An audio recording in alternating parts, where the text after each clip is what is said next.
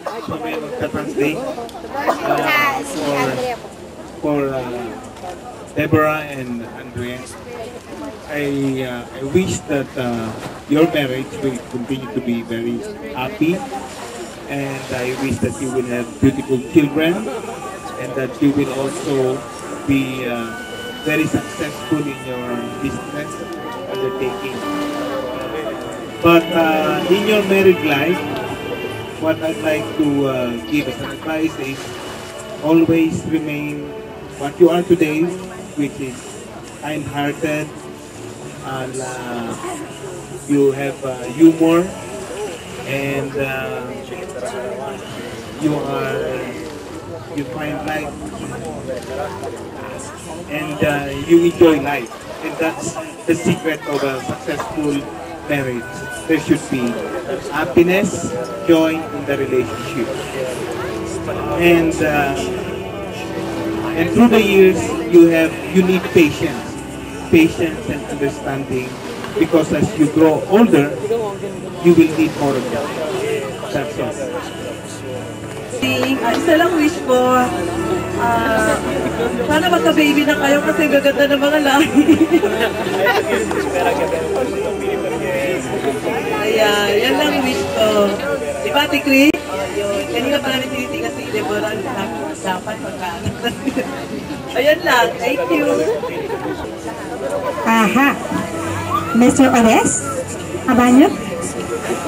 Ito po ay kambal ng una nagsalita. And Deborah, my wish is that you have good health, long life of married life, and best of all, a happy and loving married life.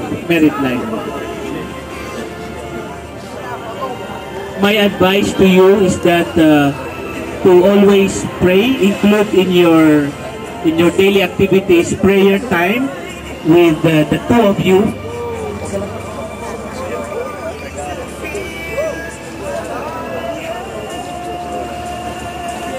Because with God's presence, you will always be blessed materially, spiritually, and your marriage will last a long time.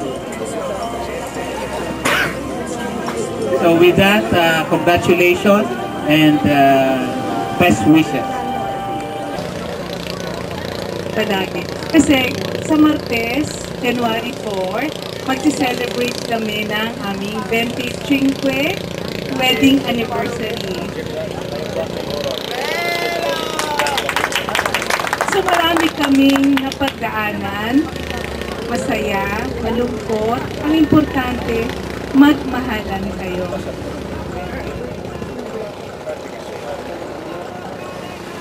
Mag-away man kayo, magmahalan kayo, ano pa yan, magsuntukan kayo, wag naman, no?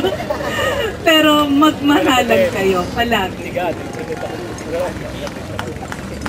At magdasal kayo palagi para sa inyo, sa inyong dalawa. At pag nagkaanak kayo, ipagdasal nyo rin ang mga anak nyo. At lagi nyong i-lift up sa Diyos ang inyong wedding life, ang inyong sarili, kayong dalawa at mga pamilya nyo, mga anak nyo.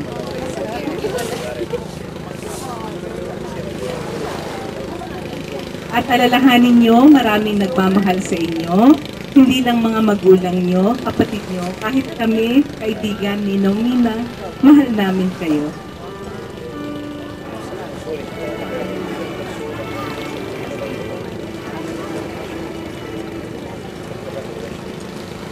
Congratulations and best wishes.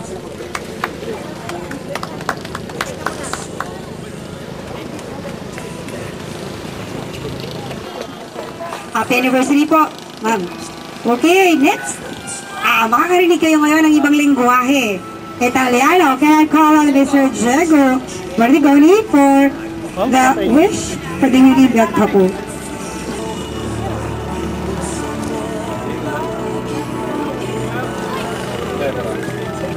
Oggi per te è un giorno molto importante.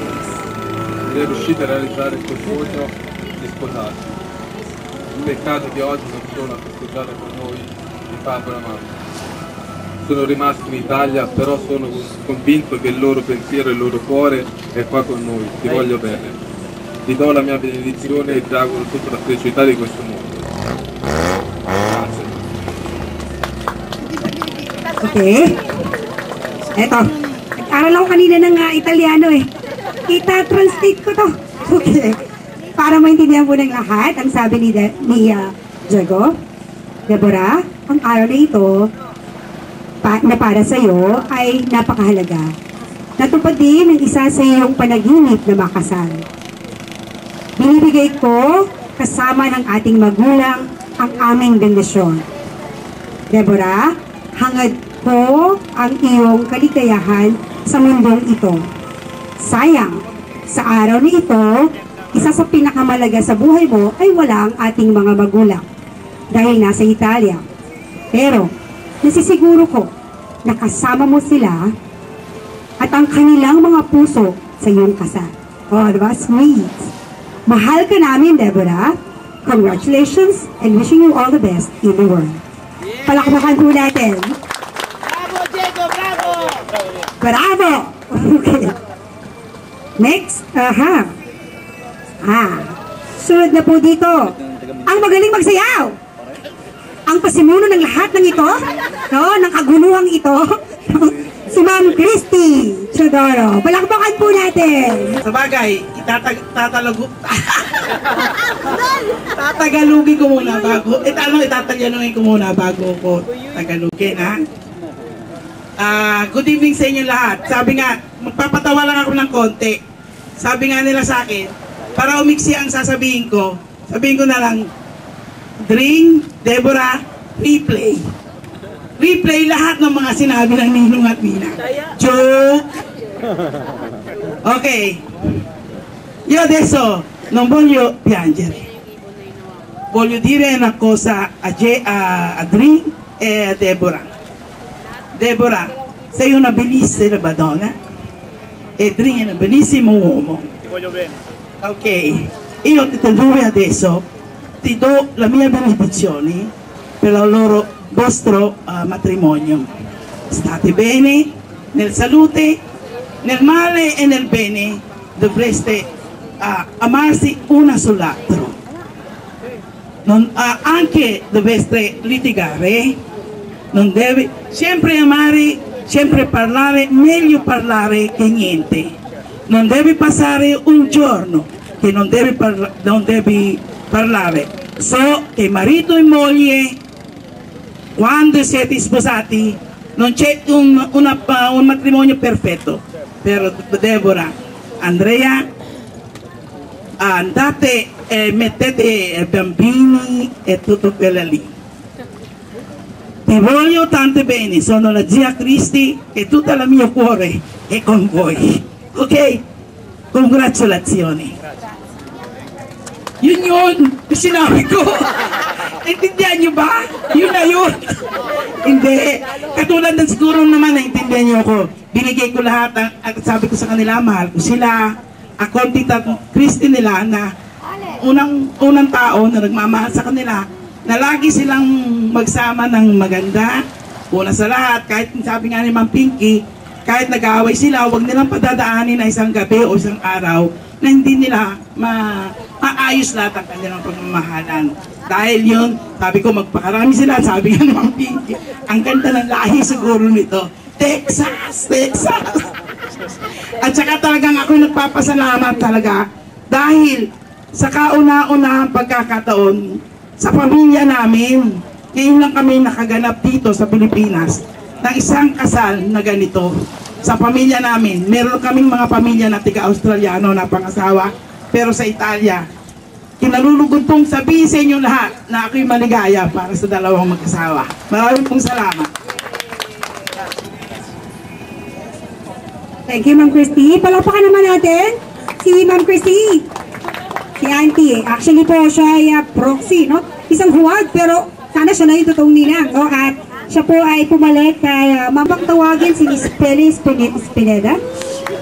Nasaan po? Kahit hindi naiintindihan ni Deborah ang Tagalog, since hindi naman ako marunong mag-Italiano. So, i-translate mo na lang. So, napakasaya namin dahil ang lahi namin ay nahaluan ng napakaganda. Since the pogi naman yung aming groom, pero napakaganda ng match nila. Siguro magkakaroon sila ng mga anak na napakagaganda at napakapogi. Kahit na kayo lang magkapatid ang nandito, siguro nakita mo na lahat ng support at lahat ng kagandahang ginawa namin ng aming mga kamag-anak na, kasi para na kami magkakamag-anak. Kahit ako proxy ng nila, pero lahat kami dito nagtutringan kami magkakapatid at magkakamag-anak. So lahat yon, nagpapasalamat ako dahil ako din ang kinuha nilang proxy. Kahit hindi ako kapamilya ng Bacolina or ng Teodoro or ng Talakal, pero nandito ako. Alam kong napaka-importante rin. Bilang kaibigan, pinaramdam nila sa akin na talagang importante ako sa kanila. So, binabati ko kayo. Maligayang kasal sa inyong dalawa. At sana, huwag ka magkakaroon ng problema at magkaroon na kayo ng maraming anak. Congratulations! Okay, magandang lahi. Si Miss Barbie. Okay, next. Pwede ko na po bang tawagin si Miss Lani Abanyo? Nasaan po ba siya?